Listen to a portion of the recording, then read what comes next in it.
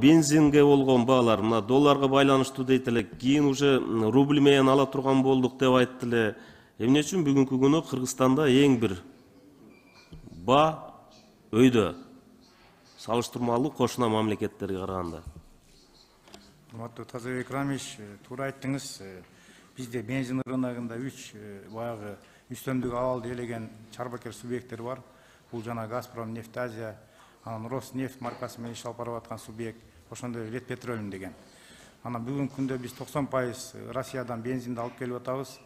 Ал жерде өзүңүзгө маалым, биз ал жакта Россияда өздөрүнүн ички рыногуна бир баа, андан сырткары ички рыногунан сырткары дүң баа, анан экспорттук өзүнчө баа болуп атат да.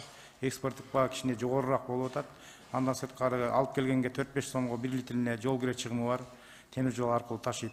7 сомдон чейин НДС салыгы бар, акциз салыгы бар, тоннасына 5000 сомдон. Ошолорду кошкондо эле 17-18 сомго баягы дүң баасынан сырткары биздин түз эмелер кошулуп кетип атат да. Анан акыркы мезгилдерде биз бир топ иштерди алып бардык эле. Азыр өзүңүз рыноктарда деле кырдаал 3 сомго 4 сомго чейин ылдыйлап атат. Иреттүү иштер кетип атат. Бул эми баягы превентивный иш-чара болуп атат да. Эгерде ушул мыйзам өтүп кетсе, сиздер колдоо берсеңиздер, анда биз жана 3 субъекттин бааларын такай көзөмөлдөп, ушундай жөнгө салуу иштерин жүргүзгөнгө толук мүмкүнчүлүк алабыз. Рахмат. Бул мыйзамды сөзсүз түрдө колдойбуз. Сиздерге керек болсо bundan да күчтүүрөөк мүмкүнчүлүк бериш керек да.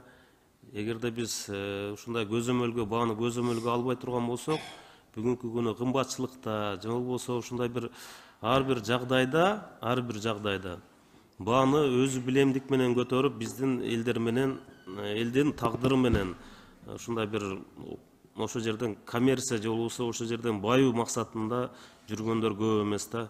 Ошондуктан бүгүнкү күнү ар кандай сөздөр бар.